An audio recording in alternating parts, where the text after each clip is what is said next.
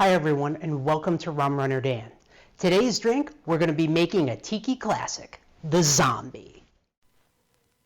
Oh, blow the man down, bullies, blow the man down. To me way, blow the man down. Blow the man down, bullies, blow him away.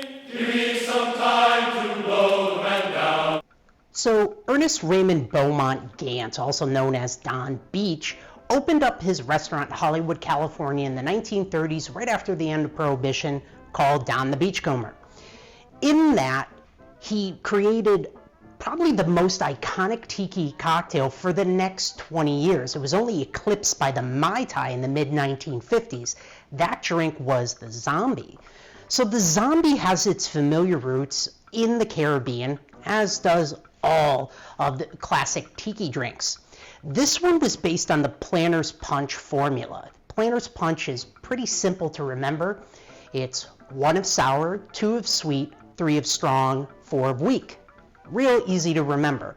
Now, when it comes to Don the Beachcomber drinks, and if you've ever made them before, they're anything but simple. They have a lot of ingredients in them, sometimes 10 or more, and they also have small amounts of different things. They're complex, strong, flavorful, but they're always really, really good. This drink in particular was really popular. A lot of the popularity of it really came off of the 1930s and what we knew about zombies. So where did the name for this cocktail really come from?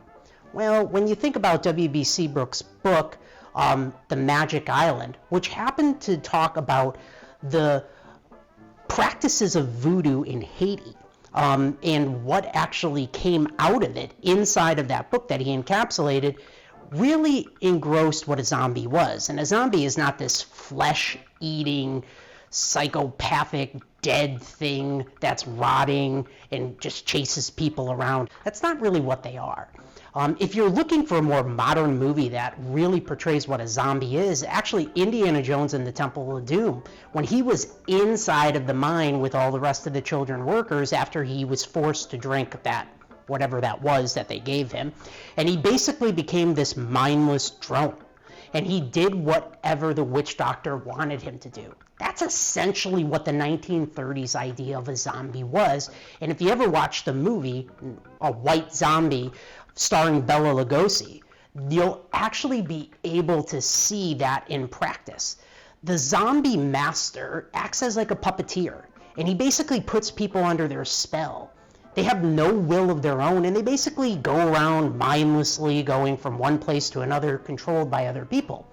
And in that case, that idea of what a zombie was really fit with what Tiki wasn't.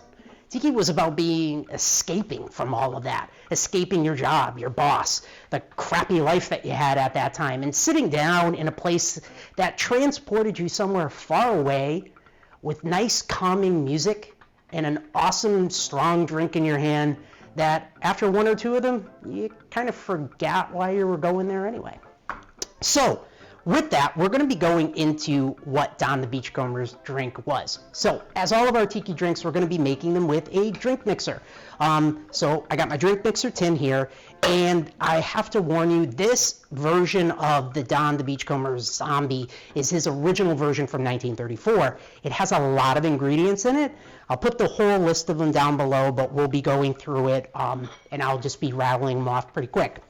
Again, least expensive, most expensive ingredient. So we're going to start off with 1 dash of Angostura bitters. You can use any aromatic bitters that you want. I just happen to like Angostura. Next, what we're going to be doing is you can either, if you have a dasher bottle, you can use a dash of absinthe, or you can do 6 drops, or if you don't have that, you can do 1/8 of a teaspoon. And if you don't have a teaspoon, a dasher bottle, or a dropper, you can just put your finger over this and drop 6 drops of absinthe into the glass. So that's 1/8 of a teaspoon of absinthe. Next, we're going to put in grenadine. So teaspoon of grenadine, pour that in there. Awesome. Already starting to love the smell of this. All right. Next thing we're going to be putting inside of here is our lemon juice. Probably could have put that in before the rest of those things, but that's okay. We're going to do 3/4 of an ounce. I know I'm pouring out of another measuring cup, which is technically a jigger. I just ran out of bottles to put all this stuff in. Next thing that we're going here is 1/2 ounce of what's known as Don's Mix. So what's Don's Mix? Don's Mix is white grapefruit juice, 2 parts, mixed with 1 part of cinnamon syrup. Put it in a bottle, shake it up. You're going to probably wonder, where am I going to get white grapefruit? It's kind of hard to find. If you can't find it, try to get pink. That'll work. If you can get white, get it. Actually, now is the season for white grapefruit, so they might be a little bit easier to find. I was actually pleasantly surprised when I found an entire stock of them at my local Whole Foods. I'm like, yes, give me these. I'm going to make a zombie then. What else you can use this for? I'll put some notes in below, but try it in a whiskey sour. It's actually pretty good. So with that Don's Mix, I normally put in 2 ounces of the white grapefruit juice, 1 ounce of the cinnamon syrup, give it a good shake, and for this drink, we're going to put in 1/2 ounce. Okay. Now, next thing that we're going to add in here is flanerum. So flanerum, we haven't used yet on the show, is a liqueur that is made from rum, and it comes from Barbados. It has a lot of different things in it, different spices, some citrus in it. I love J.D. Taylor's Velvet Flanerum. You can use any flanerum that you like. You could also make it if you prefer to do that. I'm not a big fan of doing that. It's just because it's something else I have to put in the refrigerator, and I already take up too much space. So, 1/2 ounce of J.D. Taylor's Velvet Flanerum. Okay. Next, we're going to get into our spirits. So, spirits for this drink. The first one is dark Jamaican rum. Now, in Beach Bum Berry's book, it also talks about that you can use gold Jamaican rum. I'm going to be honest, I have not had gold Jamaican rum, a true gold Jamaican rum. That I tasted that was a lot different than a good black pot stilled rum. Sometimes the funkiness on it is a little bit different, but to be honest with you, I wouldn't always say that the color is the best way to go here. But I do know that Hamilton makes a blonde version of their Jamaican rum, which is kind of like that you could go with as an optional, but to always be safe, I just say go with the dark Jamaican pot stilled rum here from Hamilton. If you can't get this, Appleton 12-year works really nice too. So with this one, so big pour on this guy, we're going to do 1.5 ounces. Okay, 1.5 ounces of that guy in there. Next, we're going to use Cuban style rum, gold Cuban style rum. Now, here's going to be something that is a little bit troubling because gold Cuban style rum, there are really, really easy right here to go wrong when you pick a rum. You have to pick a really good quality Cuban style rum. I always tell people get Bacardi 8 or 10. If you can get Bacardi 8 or 10, that is a good one to use. If you cannot get Bacardi 8 or 10, do not use Bacardi Gold. That's not going to give you the right flavor for this drink. There's not enough age on that, and it's really, it's missing some of the elements you need in the rum in order for it to come through in the drink. I would recommend then getting a Virgin Island style rum or Nicaraguan rum. You can use those. Just to give you some names there, Cruzan would work there. Just get an aged Cruzan. I would think something like an 8-year there. Personally, if I cannot get a good Puerto Rican rum like Bacardi 8 or Bacardi 10, I always like to go with Flor de Cana 12. Love their stuff. They add absolutely 0 sugars to their rum, and the age and color on the rum purely comes from the barrel, which I love. So if you cannot get the Bacardi 8 or 10, use the Flor de Cana. So this one we're going to do 1.5 ounces as well. Okay. Last in this drink that we have here is our Overproof rum. So this one might be problematic for people to get. This is Hamilton 151 Demerara rum. First thing I want to tell you here is you have to get a 151 Demerara rum. Don't just go out and find a 151 rum. 151 Puerto Rican rum and a 151 Demerara are not interchangeable, so do not switch one out for the other. I would tell you there's two makers of Demerara 151 rum. Hamilton makes it, as well as Lemonheart and Son. So Lemonheart is great if you can find it. If you can't, get Hamilton. If you can't get either one of those, what I would tell you to do is try to get a good Overproof rum. One of the best that I would say that would work really nicely in here would be Plantation's old-fashioned traditional dark. That's an Overproof rum. There was a lot of Tiki mines, and as well as Dave Wonderidge, and a lot of great people that really gave input in on that particular Overproof rum blend. So I would say that you can't go wrong there. It's not quite 151. It's 69% alcohol instead of 75.5. So, we can, you can use that instead, and that's a lot more readily available than the 151 is. But if you can get it, grab it, because you use it quite a bit in Tiki drinks. So this guy, we're going to use 1 ounce.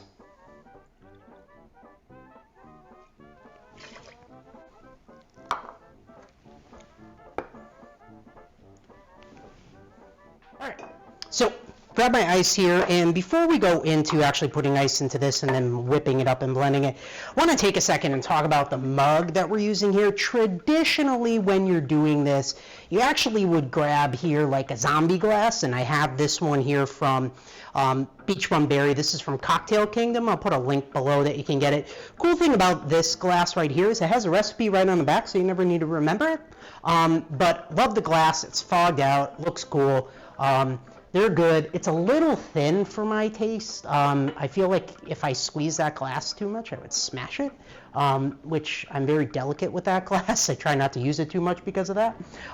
But I got to talk about a mug. This is really, really, probably the most popular Tiki mugs that are made are for the zombie.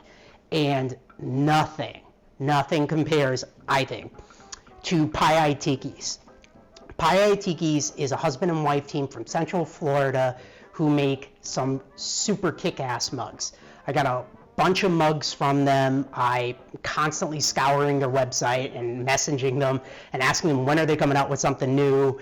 As soon as they do, I'm looking at it and I'm trying to buy it as soon as I can. They do super limited releases of all of their mugs, and then once they hit a certain number, they're done. They smash that mold, they never make it again. So it's the best way I can describe it is functional art. And it's like a mug that's meant to be used, but is awesome looking at the same time. So this mug right here is a Rutherford mug, and I absolutely love this mug. Just gonna turn it around here so you can see the detail. I know it's probably super hard to check out the detail here, so I am going to put some nice close-ups in there for you so you can really take a look at it, and also put a link to their site below. Check them out, message them, get a mug from them. I promise you won't be disappointed, and no matter what picture you look at of the mug, once you get it, it's actually a lot better. So we're going to be using this guy today for our zombie. So now with our drink to finish making, we're going to go ahead and put in a little bit of ice. So we're only going to add about 6 ounces or so of ice into this, and we're going to blend it on high for about 5 seconds.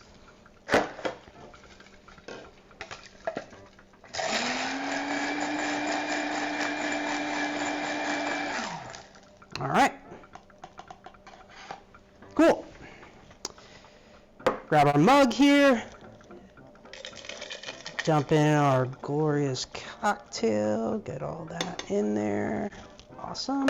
Now what we're going to do is we're going to top this guy off with more ice. Trust me, it's totally fine. Just top it up as much as you can.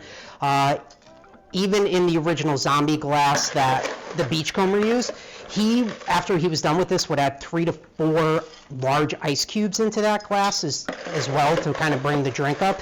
So it's meant to add a lot of ice in it. So don't shy away from using a larger glass and adding a lot of ice to it. I like to really pack my glasses with ice and really, really get a lot in there. A couple of reasons for that. One, I know this sounds crazy, but the more crushed ice that you actually put into the glass, the slower it dilutes, and actually the colder it stays. So doing that is really, really helpful. Also with it is, as it starts to dilute, if it's a little strong for you, wait a couple seconds, it starts to dilute, stir it up, and it becomes a little bit less for you. So also, I'm gonna go here, and we need some mint for this guy. So we're gonna go ahead and grab some big old mint sprigs out of our herb saver that we have here, dropping leaves everywhere. We're gonna give this a little bit of slap around the rim. This starts to release some of that aroma. We're gonna pinch off some of this stem. It's a little bit too big. We're gonna chuck it down into there so we get nice, like a nice forest kind of effect of mint leaves. And then what I'm gonna do is I'm gonna grab one of my trusty Surfside Sips glass straws. Love this. I'm gonna work that guy right down into this drink, as far down in there as I can get it. And what you wanna do is put that straw right in the back, right there amongst that mint. So when you take a sip of it, you have to smell it. So there you have it, everyone. That is the Don the Beachcomber original 1934 zombie. Let's go ahead and give it a taste.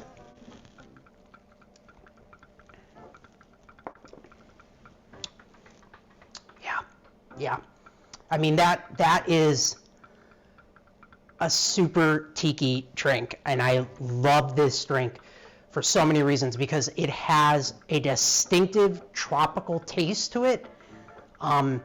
So the first thing really that you get in this drink, and it's really, really hard to miss, it's the rum. You get the rum flavor right away, and it's kind of, you would be shocked if you didn't. When you're thinking about this drink, there's 4 ounces of rum in this drink, and there's an entire ounce of 151 in it. So, you know, this, to say that you're not going to taste rum in it, it's insane. It's great, but at the same time, it's amazing how you don't lose the grapefruit flavor. You don't lose the lime. You still get those sharpnesses coming through.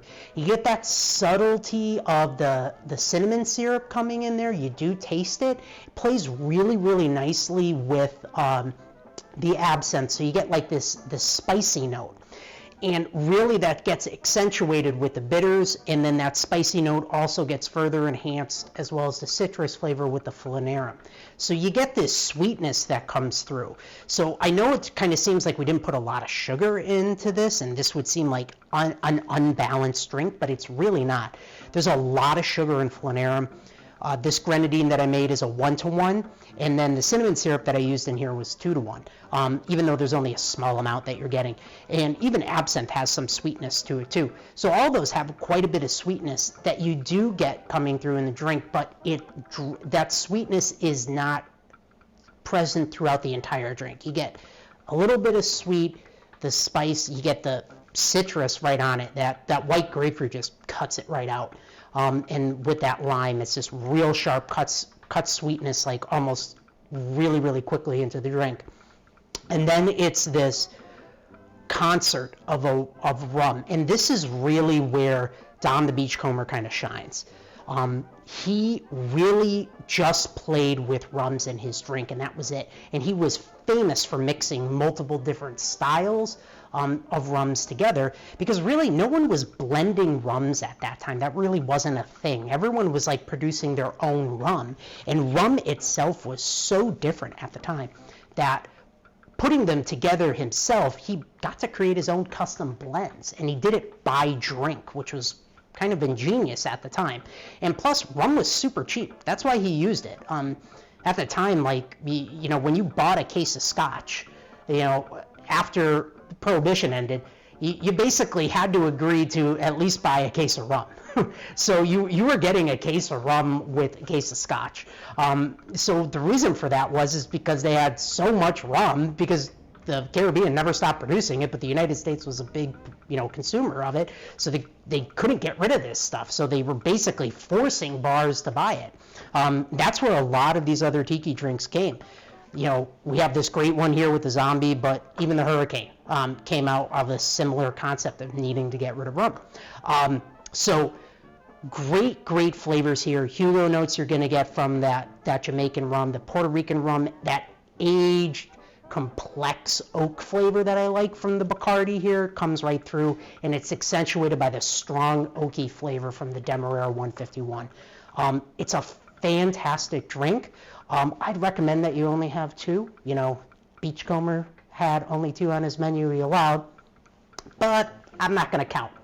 So there you have it, the 1934 Don the Beachcomber Zombie. Until next time, everyone, Cole Maluna.